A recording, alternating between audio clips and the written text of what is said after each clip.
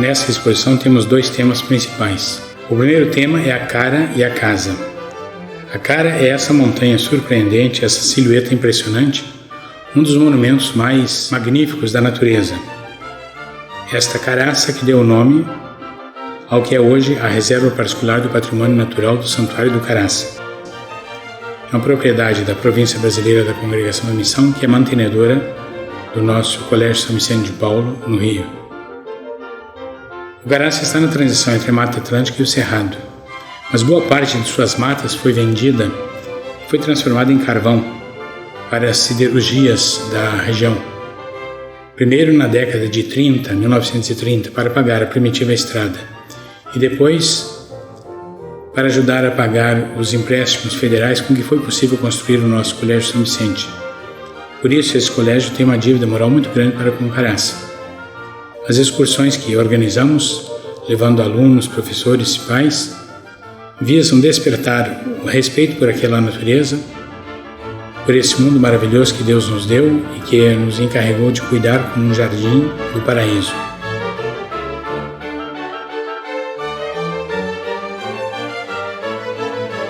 O segundo tema é um pouco da fauna do Caraça. Cobras, corujas, taturanas, sapos, passarinhos, saguês, sauás, lobo-guará, esquilos, teia de aranha, cupinzeiro, insetos namorando e casando, o coelho, o preá, formigas, borboletas, besouros, cigarras, formas jovens de grilos e um caramujo. É para dar uma ideia geral da riqueza da biodiversidade, sugerir um respeito delicado pelas diferenças, uma admiração incontida pela imaginação e pelo carinho, com que Deus distingue a lagarta mais desprezível com pelos feéricos, mantos alucinantes, jogos de cores, formas imprevistas, irrepetíveis, surpreendentes.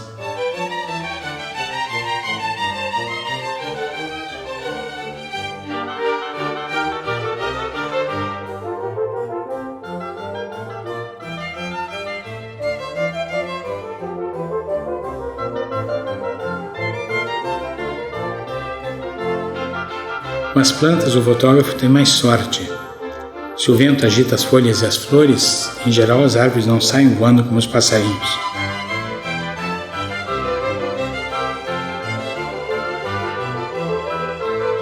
Os líquens levam um ano para crescer 1 milímetro.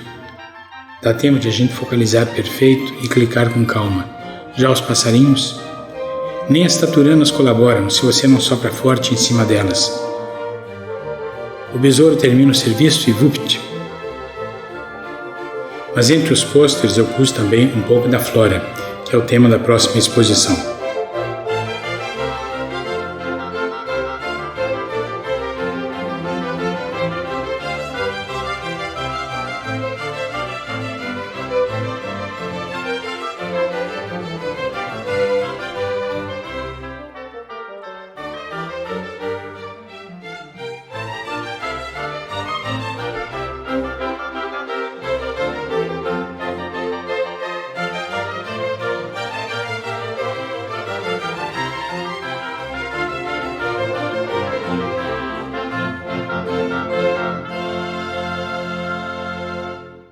Sem medo de cobras, sem picada de insetos, pés na trilha.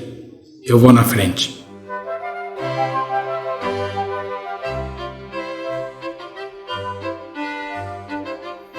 Cada manhã me levanto, sacudo o sono dos olhos, mas deixo o sonho nos olhos. Saio atento a contemplar o mundo que amanheceu. Não sou só eu, na verdade, pois a chuva pôs 1000 olhos nas folhas das tribadeiras, nas rosas que mal se abriram, nas gotas limpas de orvalho.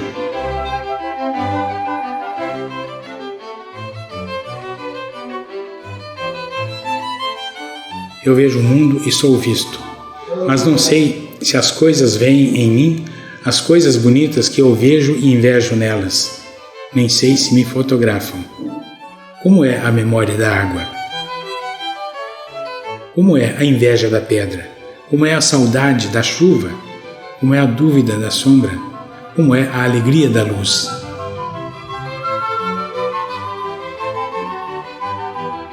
Dia 7 de setembro, quando o sol cai no horizonte, seus últimos raios iluminam diretamente o sacrário do Caraça.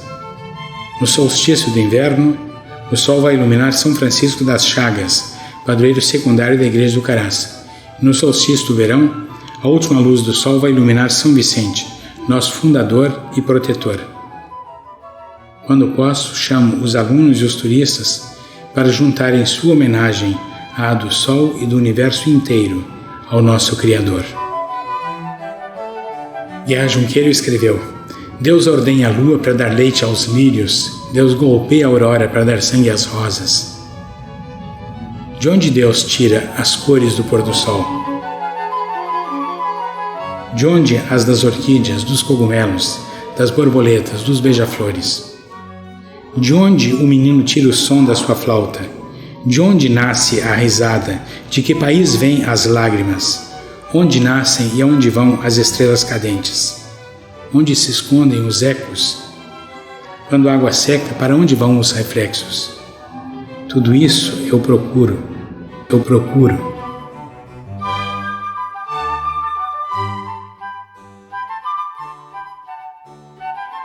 As neblinas. Parecem velhas ceguinhas, vêm demoradas, chegando passo a passo, vagarosas, e se encostam onde podem. Mas o que são é terríveis. O que são dominadoras. O sol é um nada, coitado. Acabam com o que querem, e acabam como querem. Ficam dias bem paradas, de repente vão-se embora, não dizem nem até logo. Quem que entende uma neblina? Onde nasce? Por que morre? Quando morre, aonde vai? Neblina quer bem a gente? Outros mistérios da vida. Por que é que as águas tão mansas algumas vezes se encrespam? Quem esfriou a geada? A lua como se sente se nem a vemos no céu? Onde guardam o arco-íris? Quem fez brotar esta fonte? Estes que apresento aqui nas fotos são os chamados estalactites urbanos. Uma caixa d'água do Caraça, a água se infiltra numa estrutura de cimento com trincas, vai lixiviando o carbonato de cálcio, fazendo o cimento perder parte de sua resistência mecânica, aumentar sua permeabilidade e sofrer várias formas de corrosão.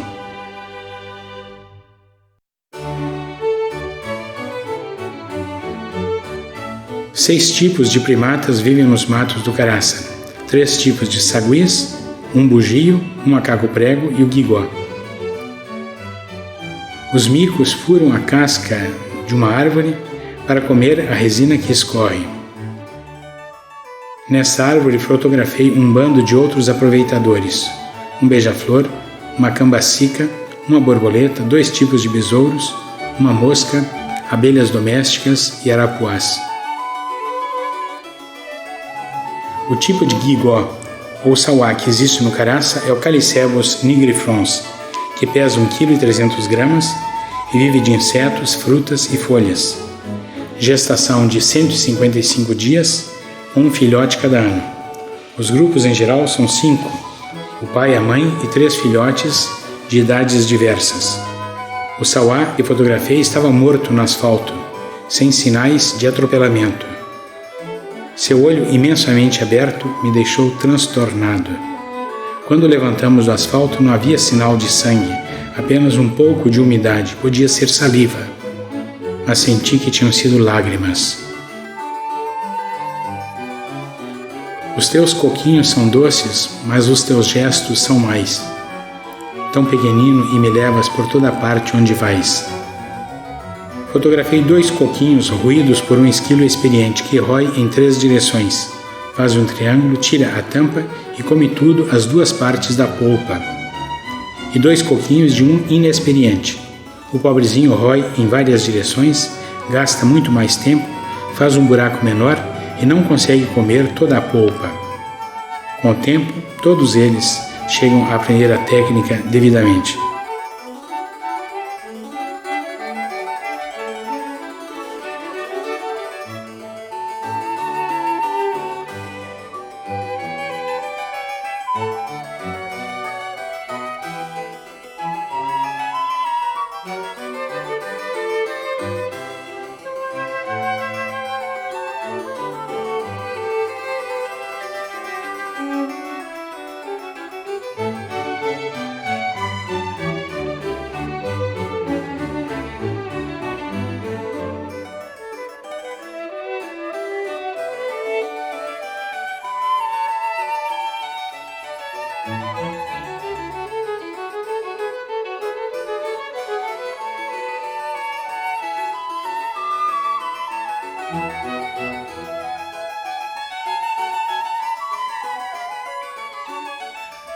Coruja de dia abre 1 milímetro de olho e olhe lá.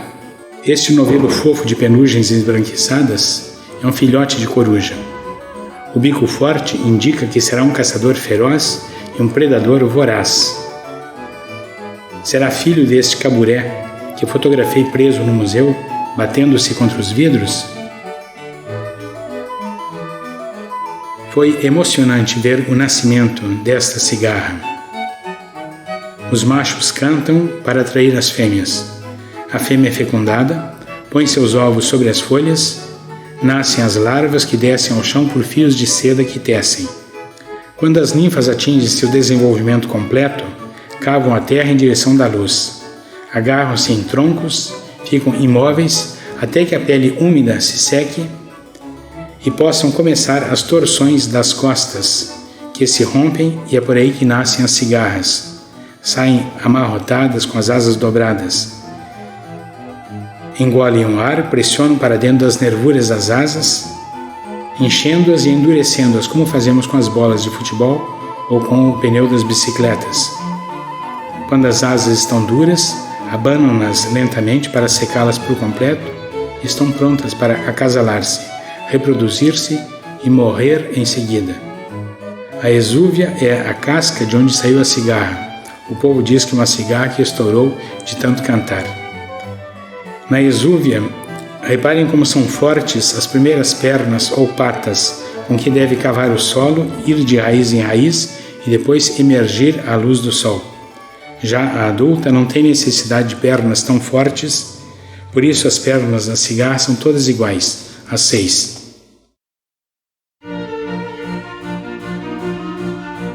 Armadilhas de luz. No Caraça há 80 espécies de aranhas registradas no Instituto Butantan de São Paulo, algumas perigosas, outras completamente inofensivas. Nas manhãs orvalhadas depois das chuvas ou em dias de muita neblina, as teias apresentam festivais de pérolas, joias de marajás, inimagináveis conjuntos brilhantes que fariam a maravilha no colo de qualquer mulher, se não durassem só o que dura uma teia de aranha orvalhada. As aranhas errantes não se fixam em teias, caçam por toda parte. Alguns besouros não são propriamente técnicos em eletrônica, mas sabem traçar entre a casca e o tronco úmido, no caso recém-cortado, esses circuitos integrados que fazem a delícia de qualquer designer. Os besouros que atacam árvores e madeiras já cortadas em geral são curculionídeos, isto é, carunchos ou gorgulhos, e celambicídeos, os populares serra-paus. A fêmea coloca seus ovos numa fenda da casca ou pouco mais profundamente. A larva fará essas galerias ao longo de sua vida, compactando suas fezes nas entradas das galerias. As pupas se desenvolvem após quase um ano, em geral na parte central do tronco. Quando o adulto está formado, sai cavando uma galeria para o exterior, onde procurará um parceiro para o acasalamento e o processo recomeçará. Alguns ninhos e seus arquitetos. O japu preto pendura seu ninho nas folhas do coqueiro. O João de Barro constrói sua casa no galho seguro, ou suas casas. Já o João Graveteiro vai aumentando sua construção com a vinda de novos casais. Na última exposição mostrei um ninho do graveteiro colonizado por abelhas do gênero Trigona, pois o peso do ninho com todo o barro, o estrume e os restos das gerações anteriores foi tão grande que o galho se quebrou e o vespeiro foi ao chão. Mas as abelhas continuam usando o ninho que não se rompeu e caiu com a entrada para cima, por sorte delas.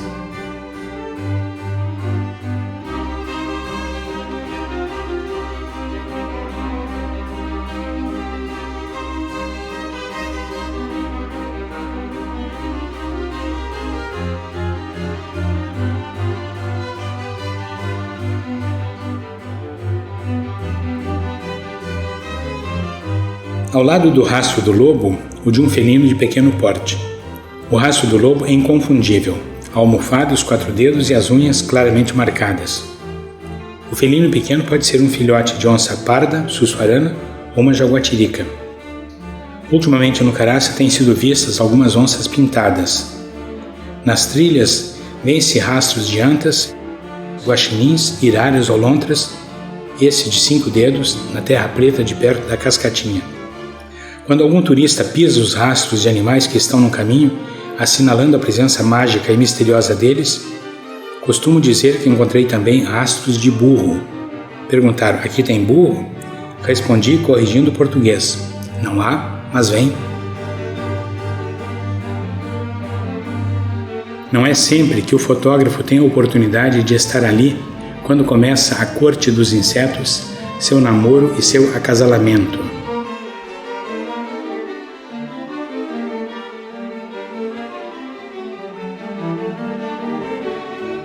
Nestas fotos, uma sequência do acasalamento de 2 espécies de besouros e a fase final do de um casal de cercopídeos, as cigarrinhas rajadas da folha grande.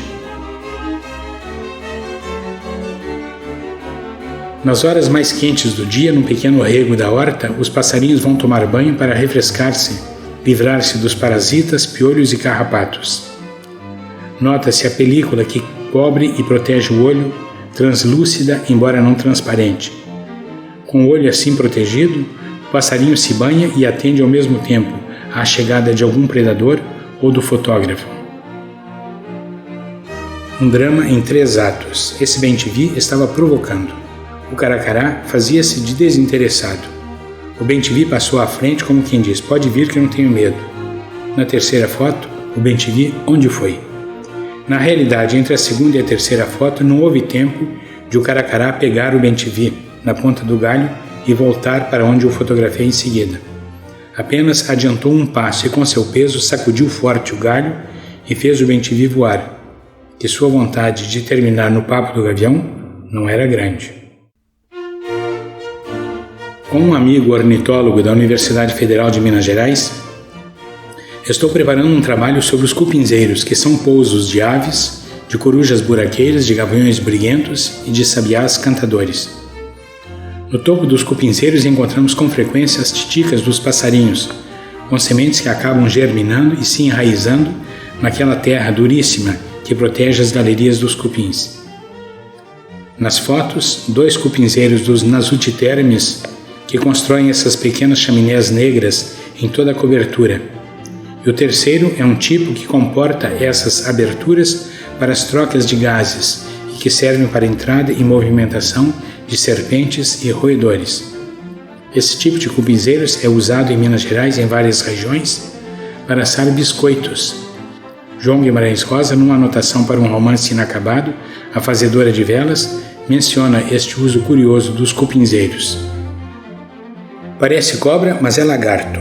Seu nome científico indica isso, Ophioides fragilis, popularmente chamado cobra de vidro, porque se quebra com facilidade.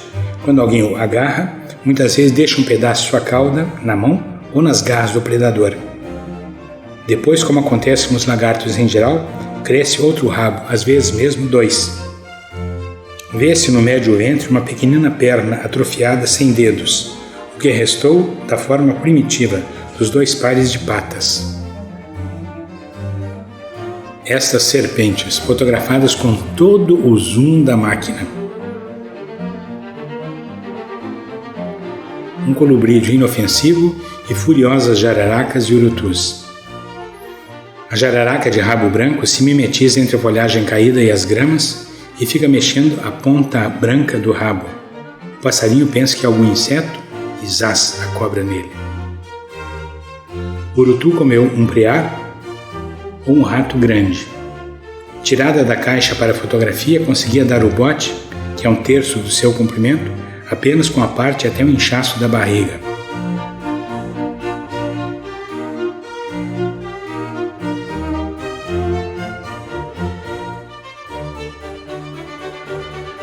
As lagartas têm muitíssimas vezes vestes esplêndidas, de pelos das mais estupendas cores.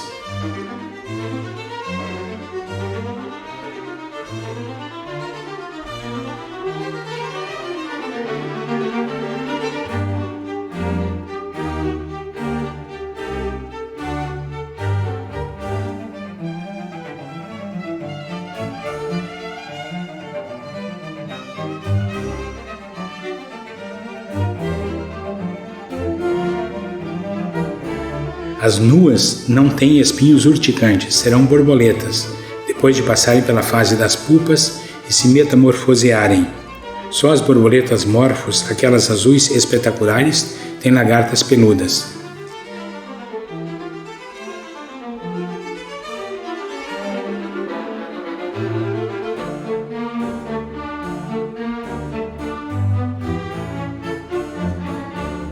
As outras lagartas peludas, chamadas popularmente lagartas de fogo, em geral são mariposas, as borboletas noturnas de antenas flabeladas.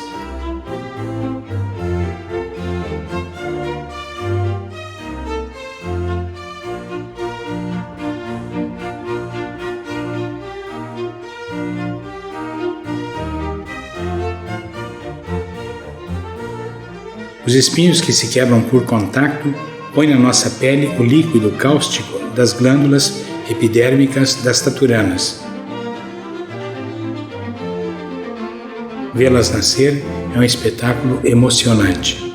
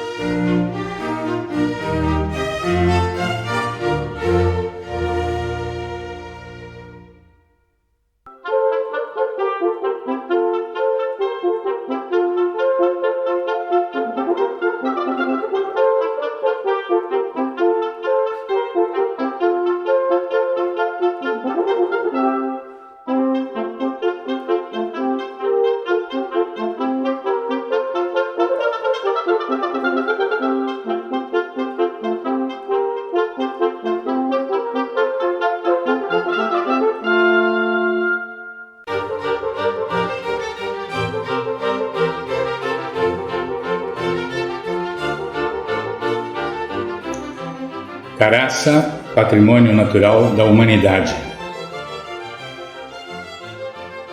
Essa segunda parte, com a flora, integra a exposição comemorativa dos 48 anos de fundação do Colégio São Vicente de Paulo, no Rio de Janeiro.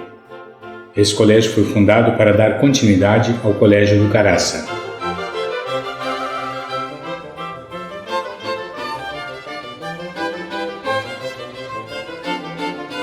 Vocês não viram nada.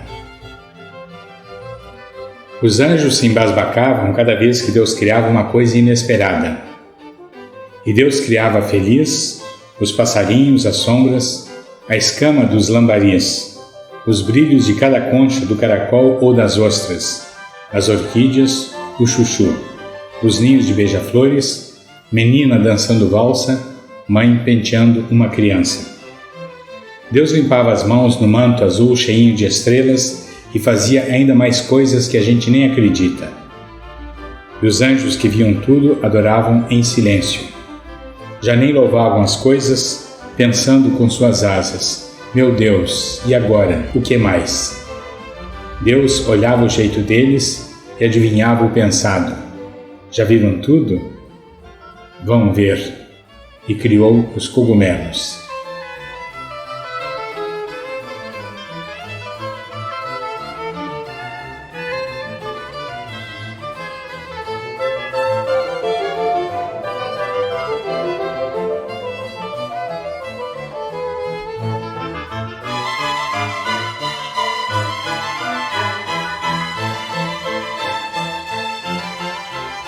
Os cogumelos. Vejo a paisagem aberta, montanhas, nuvens, o azul, e de repente eu encontro estes cogumelozinhos. Fico pensando em Deus. 1000 anos como um segundo, os vulcões como uma espinha na cara jovem da terra. O mar, Deus balança e agita. Dinastias, um suspiro. Glaciação, um friozinho. Deus é grande e demorado. Mas de repente Deus grande fazendo um cogumelinho, tão pequenino e tão tantos, como é que Deus consegue?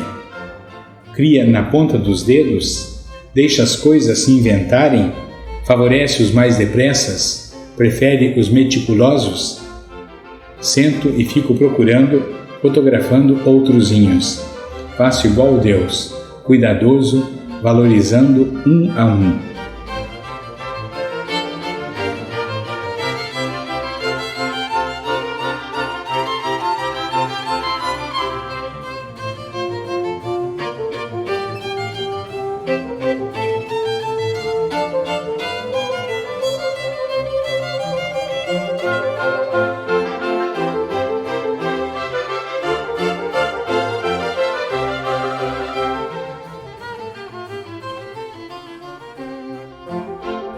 Feito cogumelos.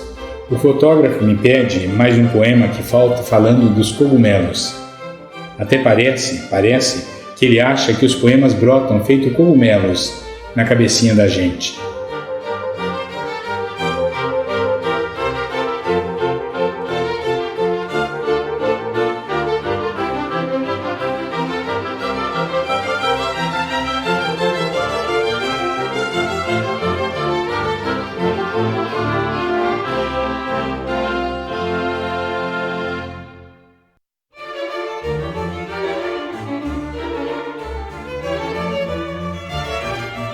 Tamanho do mundo. Para a formiga ruivinha, este musgo é uma floresta, tantos troncos, tantos galhos e alguns bichos escondidos. Para a criança que brinca neste mundo que tem dono, nada é tão grande que assuste, nem tão pequeno que esqueça. Vejo tudo com carinho, como imagino que cria com carinho quem inventa cada fio de capim. Quem cria o mundo é tão grande como o mar, o vento e o céu, mas deve ser tão pequeno que põe boca até em formiga. Se quem cria for só grande, não vai ter mão tão certeira para pôr o olho do grilo do ladinho da cabeça. Se quem cria for pequeno, como pôde começar a dança azul das estrelas e acender o sol e a lua?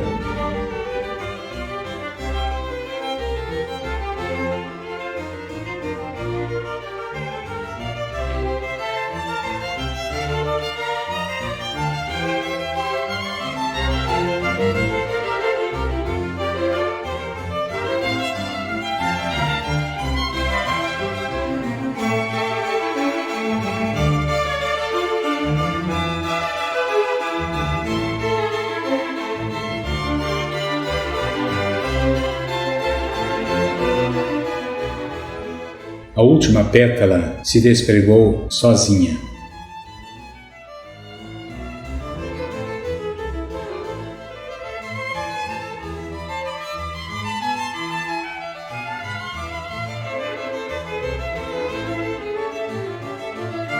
Revendo este lírio com as abelhinhas arapuás, fiquei pensando na intimidade que a máquina me dá com estes seres milagrosos da natureza.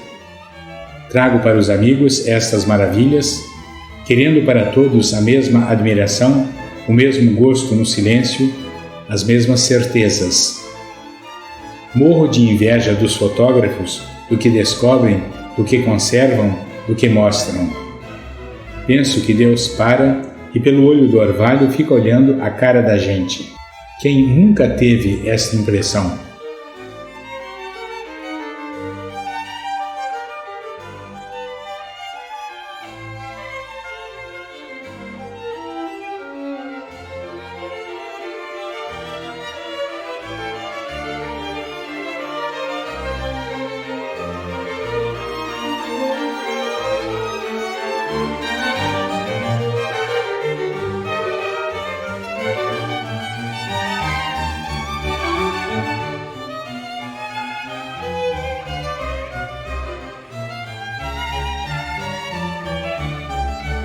Não tem flores, nem precisam, pois já tem cores de sobra. Não tem memória ou lembrança, remorso, medo ou desdém.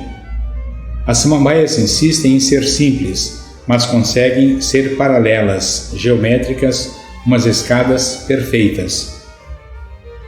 Pois me parece que um dia uns professores vieram aprender das samambaias quase toda a geometria. As espirais como são? As elipses de onde vêm? Samambaia só se exprime em hipérbole e parábola.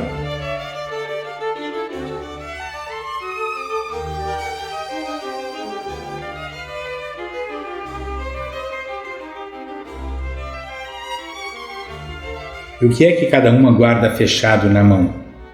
Umas pepitas de ouro, resteazinha de luz? Ah, que bom, se o meu silêncio fosse como a samambaia, coração cheio de sol, que se desdobra e oferece.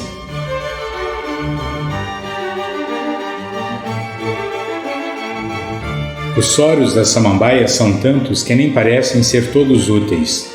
No entanto, não os produzem por nada. O botânico, estudando, viu que os soros são milhares de esporos férteis ativos que reproduzem a mãe. Mas o poeta em silêncio descobriu por que os sórios são tantos em cada folha. É que são de fato uns olhos. E a planta, olhando por baixo, vê os veludos das sombras. E olhando em cima, contempla cara a cara a luz do sol. Já o menino, contemplando, vê que cada samambaia é mesmo sócia da luz. Por isso tem tantas veias, mãe de todo transparente que se vê como ultrassom. Mapa de estradas abertas, veias de sangue bem verde.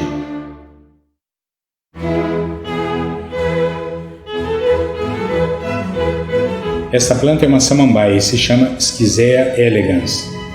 Quando a vi no Caraça perto dos tabuões, fiquei admirado pelo diferente e raro da sua aparência. Pedi ajuda a um zoólogo que trabalha com a interação dos animais com as plantas e conhece muito mato. Ele não conhecia essa planta e me disse que estava duvidando se era uma palmeirinha ou uma samambaia. Repeti isso para um botânico que conhece muito bem as plantas caracenses e ele riu da nossa indecisão, pois palmeira e samambaia é tão diferente como pão e copo, como um pé e caixa d'água. Mas estes dias li de Jefferson Prado, do Jardim Botânico de São Paulo, que tem identificado as fotos das samambaias caracenses, esta frase: às vezes é confundida com plântulas de palmeiras. Quer dizer, o outro riu de quê? Achei que foi uma verdadeira reparação a uma ofensa moral. É uma planta de terra, ereta, de pecíolo contínuo com o caule, de lâmina verde e flabelada.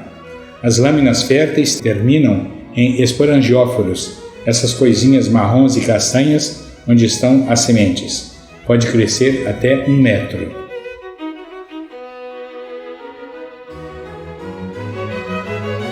No mundo inteiro há cerca de 530 espécies de maracujá. No Brasil há uns 150 tipos diferentes, cada um mais bonito que o outro. Todos dão frutos, mas só uns 60 são comestíveis. Alguns, inclusive, chegam a ser tóxicos. Cada um é chamado com 2 nomes para indicar o gênero e a espécie. O nome genérico é Passiflora, flor da paixão, porque o maracujá é formado pelos espinhos da coroa de Cristo, pelos 3 cravos e pelas 5 chagas.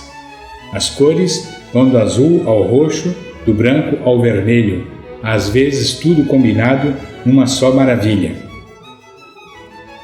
Os nomes específicos dos que fotografei e exponho aqui são estes: Passiflora edulis, também chamado maracujá azedo, o amarelo, o mais comum, que se usa em todo o Brasil.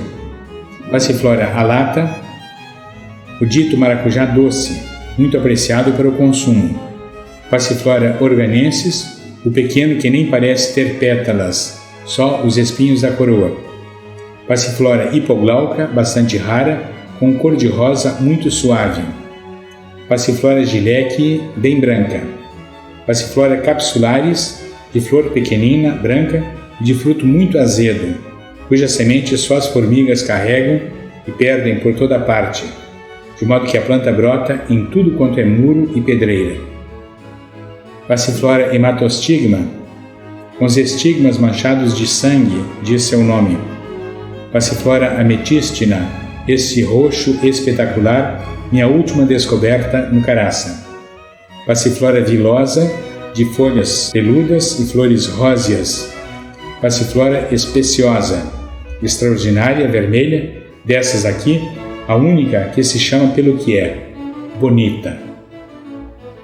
Tenho outros maracujás já fotografados, mas ainda não identificados. E a esperança de que haja alguma novidade botânica.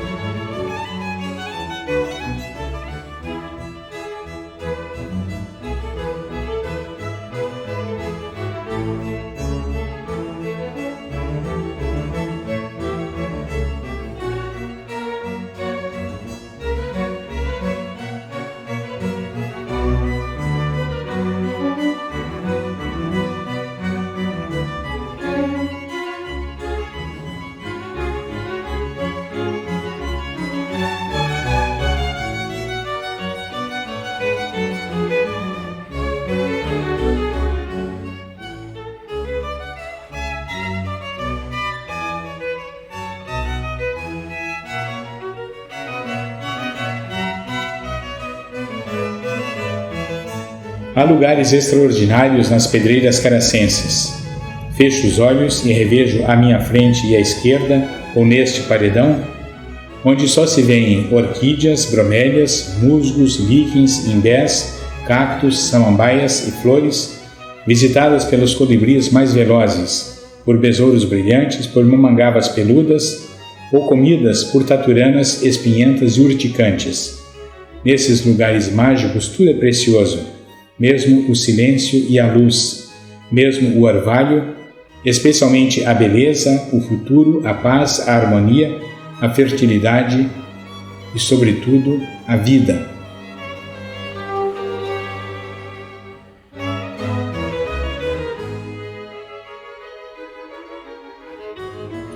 As orquídeas crescem nas árvores, no chão ou nas pedras. Não são parasitas, apenas se apoiam nas cascas. São epífitas. Mas quem meteu a cara no mato e de repente encontrou uma orquídea florida, das pequeninas surpreendentes ou uma grande alucinante, sabe que as orquídeas também podem brotar e vicejar na memória, doendo de bonitas, doendo de cheirosas, e crescer na imaginação, crescer em tamanho, em cores, encaixadas, em galhos e galhos, crescer nas mãos da gente, na sombra do quintal, na beira do tanque, onde a gente sonhe com a beleza e tente matar a sede. Sonhe com elas e você vai ver que é verdade. Mas nada disso eu li no livro.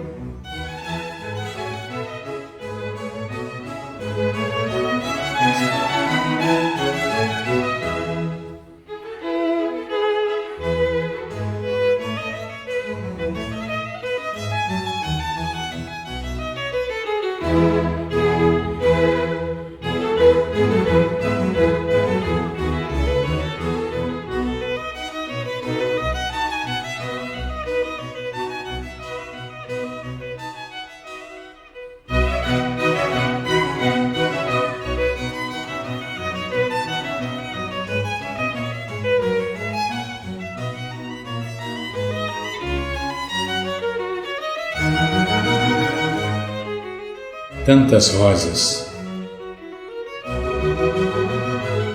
Hoje você, meu bem, me trouxe rosas. Mas amor com rosas ou com gente A gente não pode brincar assim. Uma só rosa já tem mistérios pra gente a vida inteira.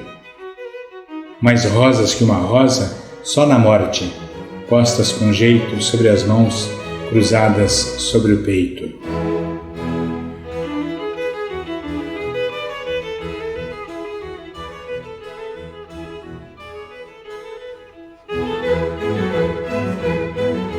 Como se não houvesse terra suficiente no Caraça, essas árvores foram brotar em cima de outras árvores, dentro de outras árvores.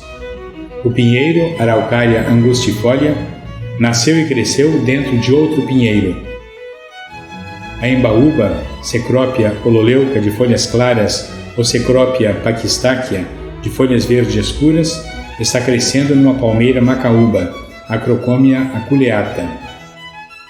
E a palmeira, Seagrus romanzofiana, está vicejando num cedro, Cedrela ficilis.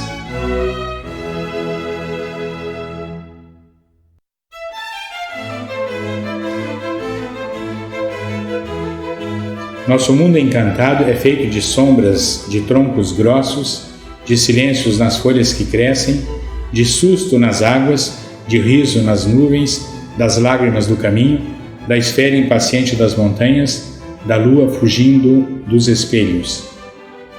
Há besouros verdes vindo sobre as folhas, maracujás se abrindo para a gula das formigas, orquídeas sonhando seu noivo, flautas penduradas no vento camieiro, uma pedra branca ao lado de uma sombra, um cisco no olho d'água, uma sede na nossa alma. Crescem musgos nas memórias dos gestos. Os líquens cobrem lentamente a vontade das pedras. As águas avançam calmas e constantes sobre o abismo. O arco-íris ainda não dormiu e está vigiando. Os cipós balançam lembranças e amarram os ventos. Na sombra, os passos buscam a fonte, os olhos acham os rastros, os sons caminham curvados sob o peso das lembranças. As cores duvidam da luz, creem nos gritos que as cachoeiras estão gritando, e o arco-íris se prepara para saltar de novo, de monte a monte. O mundo são jardins. A memória leva carneiros brancos e lentos, subindo a colina em direção do vento. A tristeza dobrou as páginas e agora canta de memória. A luz se enrosca no cabelo dos bambus. O orvalho duvida, mas insiste.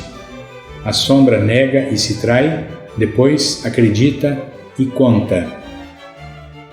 Ando entre as coisas, atento como um surdo. As coisas caminham em bandos, calmadas e alegres, se recompõem. A mão aponta o dedo. A sombra se desfaz, os gritos param. O jardim cresce com o orvalho e há rastros no chão. Piso entre brilhos na areia.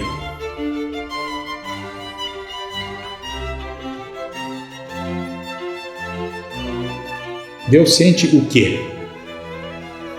No chuchuzinho silvestre as gotas vão crescendinho. Deus sente o quê quando vê cair a gota de orvalho? Deus parece distraído quando o arco-íris começa, mas o apoia com montanhas que não se quebre ou desfaça. Quando as gavinhas se enrolam, Deus podia dar um jeito, mas deixa porque respeita o querer de cada um. Imagine Deus fazendo milho com cheiro de rosa, pedra mole igual a lesma, cavalo cantando e rindo. Faltava esta, que um grilo quisesse ser borboleta e a borboleta quisesse se casar com girassol. Deus fez tudo declarado, e por muito imaginoso, não deixa de ter juízo. Pão é pão, e queijo é queijo.